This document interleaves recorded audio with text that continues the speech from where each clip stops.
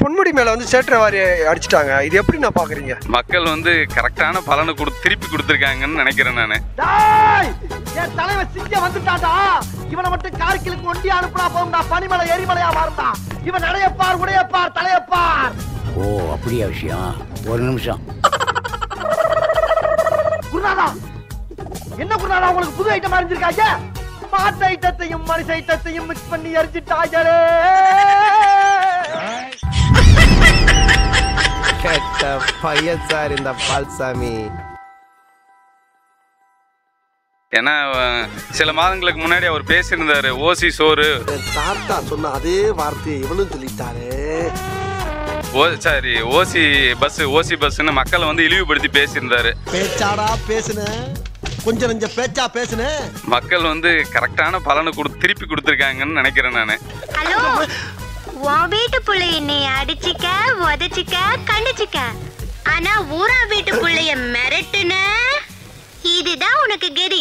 அடிச்சது வந்து அடிச்சதோடு விட்டு கொடுக்காங்க சார். இவன் என்ன பண்ண சார்? அவர் பிடிச்சி கட்டி வச்சுக்கிறது ரொம்ப இதாக தான் நான் நினைக்கிறேன். வாயை பத்தி தூக்கிட்டு போய் தென்னந்தோப்புல மொத்த துணியை உருவிட்டு அதே உடம்போட தென்னை மரத்துல ஏற சொல்லலாம். என்னமாடா நீ? அந்த அளவுக்கு மக்கள் கொதிப்பில் இருக்காங்க. அந்த அளவுக்கு மக்கள் வந்து அந்த ஆட்சி வந்து அந்த மாதிரி கொடூரமான ஆட்சி. எந்த கொம்பானும் குறை சொல்ல முடியாத அளவிற்கு ஆட்சி நடத்தி கொண்டிருக்கு. இந்த ஆட்சி வந்து கொடூரமான ஆட்சி. அரசியல் தப்பு பண்ணாதான் பெரிய ஆளாக முடியும். நிறைவா சொல்லணும்னாக்கா பொன்முடி மேலே வந்து சேற்றவாரி அது வந்து இறக்க வேண்டிய ஆளு தான். டேய், லைட்டா ஒரு பாயிண்ட் போட்டு வேட்டி கீழே வெடி வைக்க பாக்குற பத்தியா? ஏன் இப்படின்னா முன்னாடியே இந்த செம்மண் கடத்தல இருந்து அதுலேயே ஏகப்பட்ட கோடி கணக்கில் கொள்ளையடித்து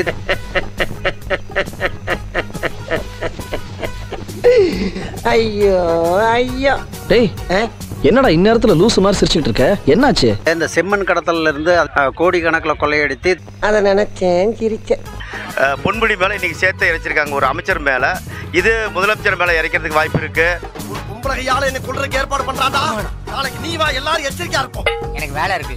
ஒட்டுமொத்த திராவிட முன்னேற்ற கழகத்தை சேர்ந்த அத்தனை பேர்த்து மேலும் இறைக்கிறதுக்கு ஒரு முன்மாதிரி தான் இந்த சேற்றை இறைக்கிற நிகழ்வா நாங்க பாக்குறோம். ஐயோ, உங்களை குறி வச்சுதான் அடிக்கிறாங்க. எல்லாரையுமே குறி வைக்கிறாங்கடா.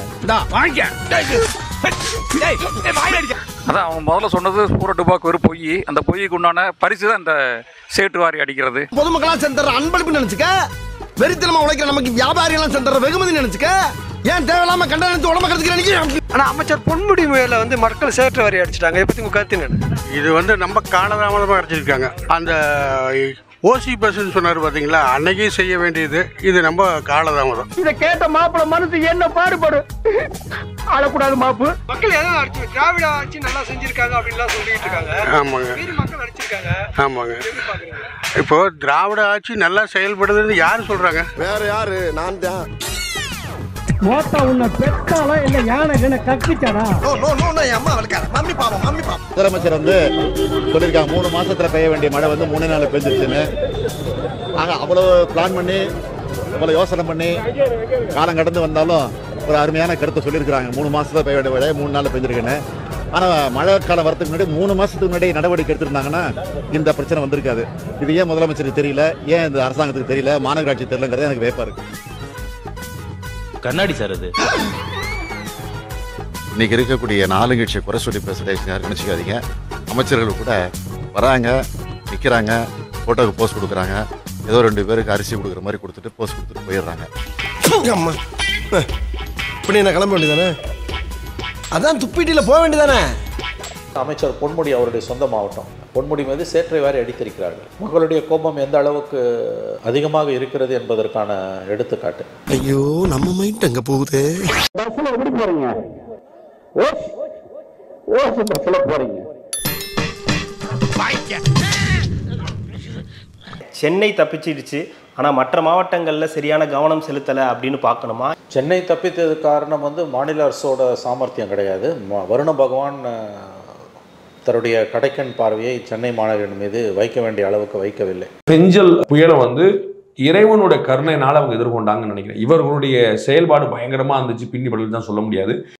சாம்பார் அப்ப எனக்கு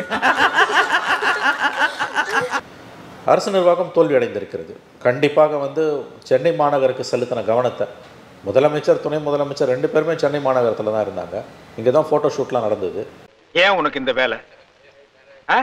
நீ வாங்குற இந்த 10-5 பிச்சைக்கு இது தேவைதானா? ஒரு விளம்பரம். என்னடா விளம்பரம்? எதை வச்சு இவங்க இதை நியாயப்படுத்துவாங்க? தனக்கு தானே புகழ் மாலை சூட்டிக்கிறது, திராவிட மாடல்ன்றது, திராவிடியன் ஸ்டாக்ன்றது, எங்கள் சாதனையை நாங்களே தான் மிஞ்சுவோன்றது, எதிர்கட்சி தலைவர் பேசினார்னா எதிர்கட்சி தலைவருக்கு நான் மதிப்பே கொடுக்கலன்னு சொல்றது. அந்த பாயிண்ட்டுக்கு வருவோம். அது இதெல்லாம் என்னங்க பேச்சு? இதெல்லாம் பெங்கல் புயல் நிவாரண நடவடிக்கைகளில் தமிழக அரசு முற்றிலுமாக தோல்வி அடைந்து விட்டது என்பதுதான் இது காட்டுது. இதான்டா திமுக, இதான் திமுக, மறந்துடாத. திராவிட மாடல்னா என்னன்னு கேட்கிறவங்களுக்கு இதுதான் பதில். எல்லா பிரச்சனைக்கும் மோடி அரசு மத்திய அரசு குறை சொல்வது வந்து ஒரு மோசடி.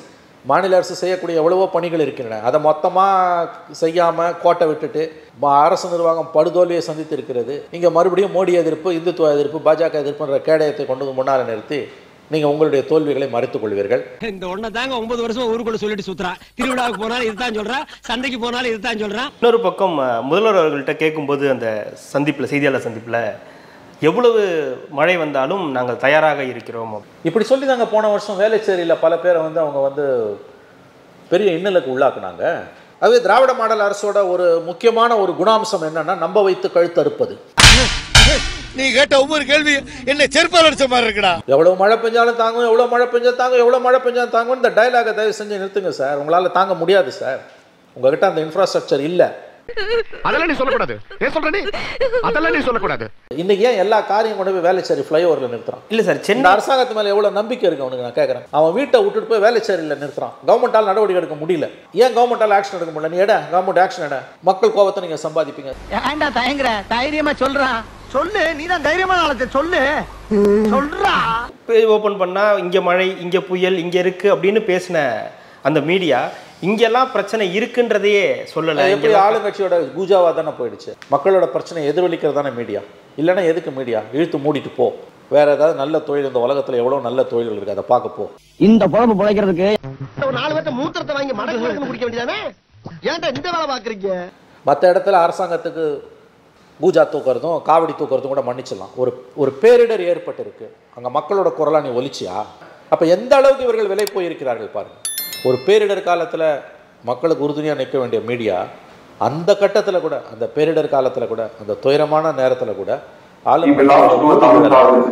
மாறி போறதுன்றது எவ்வளவு இதுக்கு மன்னிப்புண்டா? நாங்க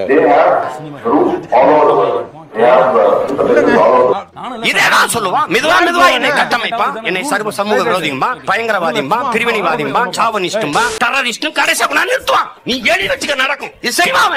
காரணம் என்ன?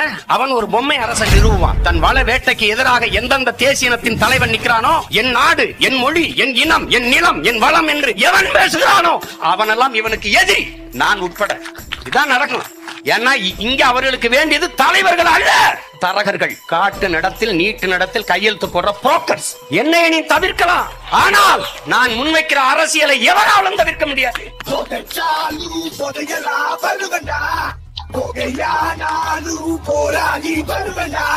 இந்த நாட்டுல ஒவ்வொன்றும் ஒரு விதமான பைத்தியம்.